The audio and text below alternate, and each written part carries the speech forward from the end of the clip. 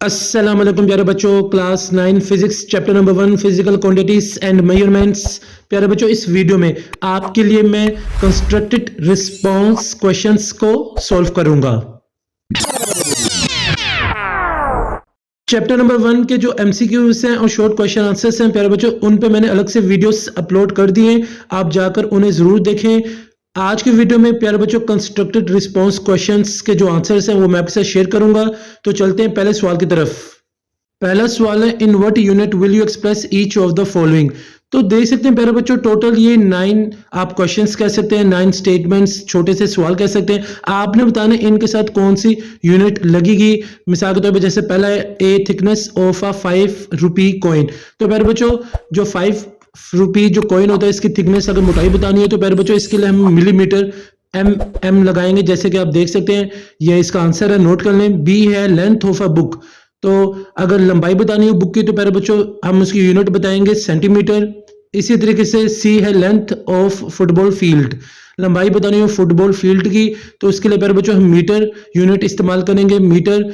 Distance between two cities, दो शहरों के दरमियान फासला बताना हो तो प्यारे बच्चों उसकी जो यूनिट होगी वो किलोमीटर होगी, केएम होगी।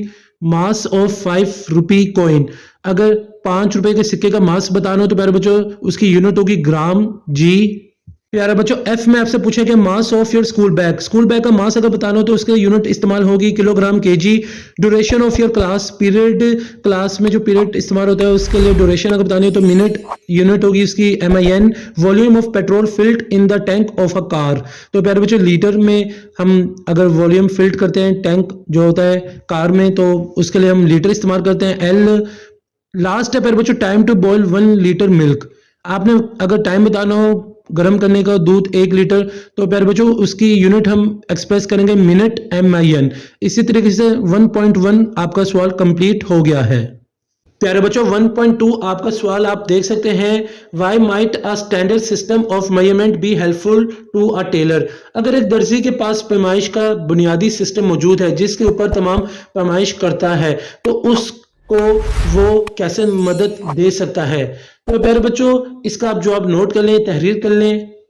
A standard system of measurement helps the tailor by ensuring accuracy, consistency, easy communication, efficient fabric cutting, and global standardization. It prevents fitting errors and fabric wastage. सवाल के जवाब में ये बताया गया है कि अगर दर्जी के पास पैमाइश का बुनियादी सिस्टम मौजूद है तो फिर प्यारे बच्चों जो भी पैमाइश ली जाएगी दर्जी की तरफ से वो बिल्कुल ठीक होगी, एक्यूरेट होगी और उसे यकीन होगा कि उसकी जो भी पैमाइश है बिल्कुल ठीक होगी। खासतौर पर फैब्रिक कटिंग के वक्त, कपड़े की कटिंग के वक्त भी जो पैमाइश ली गई उसे यकीन होगा और वो जो कटिंग की पैमाइश होगी वो आलमी सतह पर भी मंजूर हो जाएगी। इट प्रिवेंट्स फिटिंग एरर्स, और जो दर्जी होगा बच जाएगा फिटिंग के मसले से और फैब्रिक वेस्टेज से। अक्सर देखा गया कि दर्जी जब कपड़े की कटिंग करते हैं तो कुछ कपड़ा वेस्ट कर देते हैं, अगर पैमाइश सही ली जाएगी तो कपड़ा भी वेस्ट नहीं होगा। तो बच्चों 1.3 आपका सवाल है, इधर डायग्राम भी बना हुआ है। The minimum main scale reading of a micrometer screw gauge is 1 mm। ये मेन स्केल रीडिंग जो मिनिमम है वो प्यारे बच्चों माइक्रोमीटर स्क्रू गेज की वो 1 mm है, मिलीमीटर है। And there are 100 division on a circular scale, और 100 डिवीजन होती है सर्कुलर स्केल पे।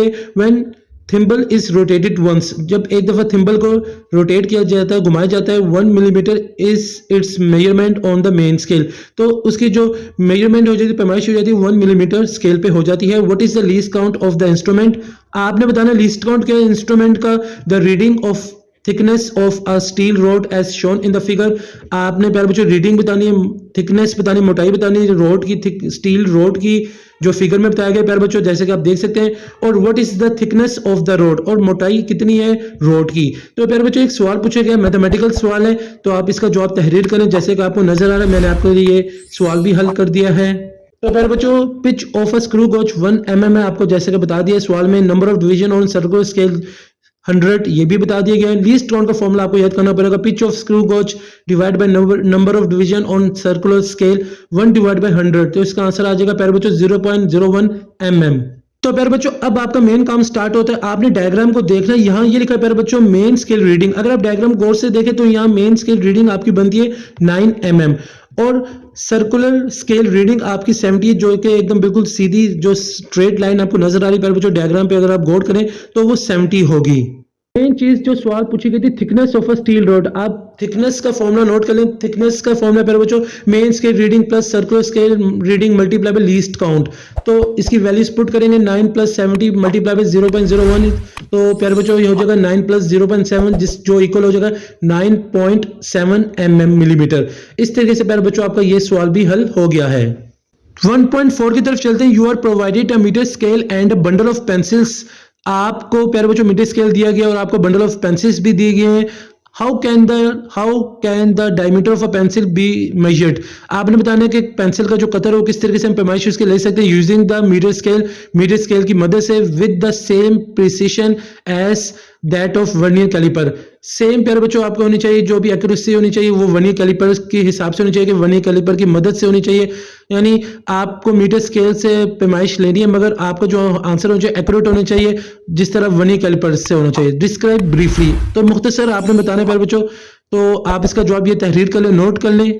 To measure the diameter of a pencil using a meter scale with the same precision as a vernier caliper, follow these steps। तो अगर प्यारे बच्चों अगर आपने कतर फाइंड करना है पेंसिल का मीटर स्केल की मदद से और आप चाहते हैं कि एक्यूरेट हो जो भी आपकी पैमाइश हो वर्नियर कैलिपर की तरह, तो आपको फॉलोइंग स्टेप्स को पे अमल करना होगा। मेथड क्या है प्यारे बच्चों, मेथड आप ये नोट कर लें। मेथड है बंडल मेथड्स हैं, काफी ज्यादा मेथड्स हैं। पहले मेथड की तरफ चलते हैं। पहला मेथड है आपका प्यारे बच्चों अरेंज पेंसिल्स, प्लेस 10 और more pencils tightly together in a row on a flat surface. Flat surface पे प्यारे बच्चों अपने रो की शक्ल में 10 या 10 से ज्यादा पेंसिल्स को प्लेस कर देना टाइटली टुगेदर। दूसरे मेथड की तरफ चलते हैं measure total width. Use the metre scale to measure the total width of the bundle. आपने प्यारे बच्चों चौड़ाई जो फाइंड करनी बंडल की पैमाइश की तो मीटर स्केल की मदद से आपने करनी है। तीसरा लास्ट जो मेथड है प्यारे बच्चों find the diameter. Qatar find करने का वो प्यारे बच्चों डिवाइड कर देना आपने total width by the number of pencils. तो आपने करना कि डिवाइड कर देना जितने भी आपकी जो चौड़ाई है ये प्यारे बच्चों आपने उसके डिवाइड कर देना नंबर ऑफ पेंसिल्स से।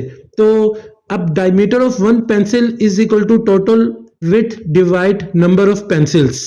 ये फॉर्मूला प्यारे बच्चों आपने नोट कर लेना है। तो प्यारे बच्चों जो मेथड्स बता अगर आपने उस पर अमल कर लिया तो आप उस तरीके से कदर फाइंड कर सकते हैं। Example calculation if 10 pencils together measure 7 centimetre then diameter of one pencil is equal to 7 centimetre divide by 100। तो प्यारे बच्चों इसका आंसर हो जाएगा 0.7 सेंटीमीटर और 7 मिलीमीटर।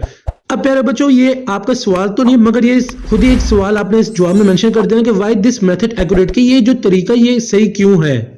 आंसर ये प्यारे बच्चों आपका measuring a single pencil with the metre scale is difficult due to its small size.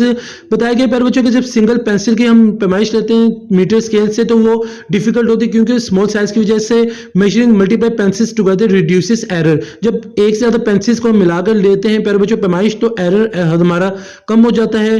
तो इस तरीके से और जो एक्यूरेसी होती है वो इंप्रूव हो जाती है। Similar to a vernier calliper जो कि वर्नियर कैलिपर से सिमिलर है। तो प्यारे बच्चों ये है कंप्लीट यहाँ आपका 1.4 जो क्वेश्चन है उसका आंसर। 1.5 आपका सवाल है प्यारे बच्चों the end of a metre scale is worn out. यहाँ बताया गया कि प्यारे बच्चों जो मीटर स्केल का जो एक एंड वाला हिस्सा है वो खराब हो गया है। वेयर विल यू प्लेस आप pencil to find the length. आप पेंसिल को कहां रखेंगे लेंथ अगर फाइंड करनी हो। इसका आंसर नोट कर ले प्यारे बच्चों आप। If the end of the metre scale is worn out you should not start measuring from the zero mark. अगर आपका मीटर स्केल का एंड वाला हिस्सा खराब हो जाए तो प्यारे बच्चों आपने जो पैमाइश लेनी हुई वो शुरू से स्टार्ट नहीं करनी जीरो मार्क से।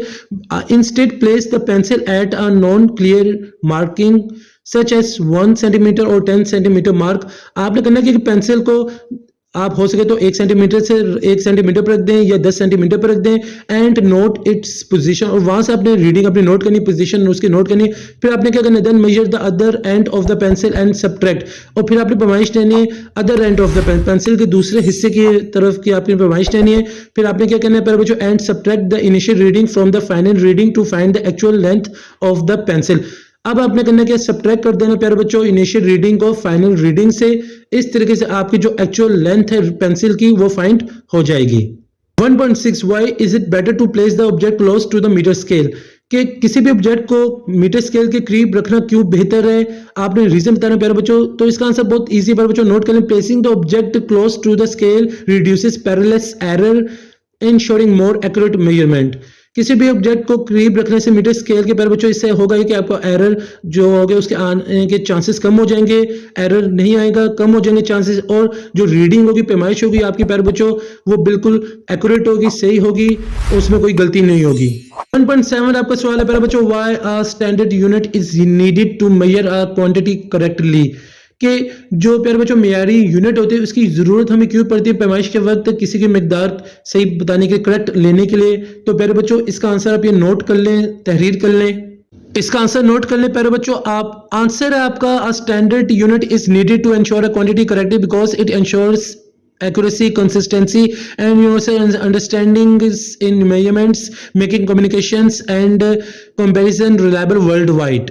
जवाब में प्यारे बच्चों बताया गया है कि जो मेयारी यूनिट है उसकी ज़रूरत पैमाइश के बाद किसी मकदार की जो होती है वो करेक्ट क्यों होती है, क्योंकि प्यारे बच्चों जो पैमाइश होगी वो बिल्कुल ठीक होगी, यानी एक्यूरेट होगी, सही होगी, इसमें कोई गलती की गुंजाइश नहीं होगी और आलमी सतह पर काबिल मंजूर भी होगी। चाहे वो प्यारे बच्चों अगर वर्ल्ड वाइड अगर देखा जाए, अगर मुवाजना करना भी हो तो प्यारे बच्चों तब भी क्या पैमाइश बिल्कुल ठीक होगी, क्योंकि जो स्टैंडर्ड यूनिट है उससे जो अगर देखा जाए तो पैमाइश जो ली जाएगी मिकदार की, किसी मिकदार की बिल्कुल एक्यूरेट होगी, सही होगी, एरर आने का कोई चांस नहीं होगा। ये प्यारे बच्चों आप इस सवाल के जवाब में बताया गया है। 1.8 आपका सवाल है प्यारे बच्चों, suggest some natural phenomena that could serve as a reasonably accurate time standard. तो प्यारे बच्चों आपने बताना है सवाल में कुछ एक्यूरेट टाइम स्टैंडर्ड कुदरती प्रोसेस बताने हैं आपने प्यारे बच्चों, सब नेचुरल टाइम स्टैंडर्ड्स। पहला है प्यारे बच्चों अर्थ रोटेशन, एक दिन में 24 घंटे हैं। Moon's revolution around earth 1 month, earth revolution around the sun 1 year. तो प्यारे बच्चों ये था आपका 1.8 का जवाब। 1.9 आपका सवाल है, it is difficult to locate the meniscus in a wider vessel why. ये बताया गया बच्चों इस सवाल में कि जो खुला कंटेनर होता है उसमें मेनिस्कस फाइंड अगर करना हो किसी भी लिक्विड का तो वो क्यों मुश्किल होता है, आपने रीजन बताना है प्यारे बच्चों। तो इसका आंसर आप ये तहरीर कर लें, लिख लें, आपके सामने है। In a wider vessel, the meniscus is flatter, making it harder to see the exact level of liquid। meniscus जो होता है प्यारे बच्चों फ्लैटर होता है, फ्लैट होता है, उसमें कर्व नहीं होते, वो सीधा होता है, जिसमें बहुत ही मुश्किल हो जाती है देखना एग्जैक्ट लेवल क्या होता है लिक्विड का। दूसरा, light reflection on a larger surface can cause visibility issues. जितना प्यारे बच्चों लार्ज सरफेस होगा, खुला एरिया होगा, मैदान होगा प्यारे बच्चों, और वहाँ लाइट रिफ्लेक्शन यानी पड़ेगी, उतना ही ज्यादा मुश्किल होगी प्यारे बच्चों। तीसरा जो प्यारे बच्चों रीजन होगी प्यारे बच्चों वो है मल्टीप्लाई विविंग एंगल्स में लीड टू रीडिंग एरर्स। हद से ज्यादा क्या नाम है मुख्तलिफ एंगल से रीडिंग लेना भी प्यारे बच्चों एरर बन जाता है। तो ये थे प्यारे बच्चों चंद रीजंस जिसकी वजह से मुश्किल हो जाती है हमें लोकेट करना मेनिस्कस को इन अ वाइडर वेसल में। 1.10 आपका लास्ट क्वेश्चन है प्यारे बच्चों, which instrument can be use to measure. कौन से इंस्ट्रूमेंट की जरूरत पड़ेगी पैमाइश लेने के लिए। Internal diameter of test tube, test tube अंदरूनी कतर अगर फाइंड करना हो टेस्ट ट्यूब का तो कौन सा इंस्ट्रूमेंट की मदद से आप पैमाइश ले सकेंगे। डेप्थ ऑफ बीकर, बीकर की गहराई फाइंड करने के लिए कौन से इंस्ट्रूमेंट की आप से आप पैमाइश ले सकेंगे। आंसर्स आपके सामने नोट कर लें प्यारे बच्चों। वर्नियर कैलिपर्स, वर्नियर कैलिपर्स की मदद से आप अंदरूनी कतर जो होगा टेस्ट ट्यूब का फाइंड कर सकेंगे। Depth gauge of vernier calliper, depth gauge of vernier calliper की मदद से प्यारे बच्चों आप पैमाइश ले सकेंगे, आप बीकर की गहराई फाइंड कर सकेंगे। तो प्यारे बच्चों कंस्ट्रक्टेड रिस्पॉन्स क्वेश्चंस हमारे कंप्लीट हो गए हैं। यहाँ नेक्स्ट वीडियो में प्यारे बच्चों इस चैप्टर के लॉन्ग क्वेश्चन आंसर्स आपके साथ मैं शेयर करूंगा।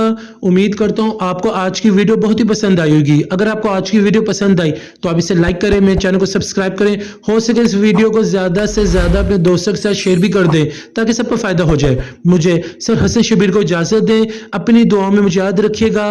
जज़ाकल्लाह।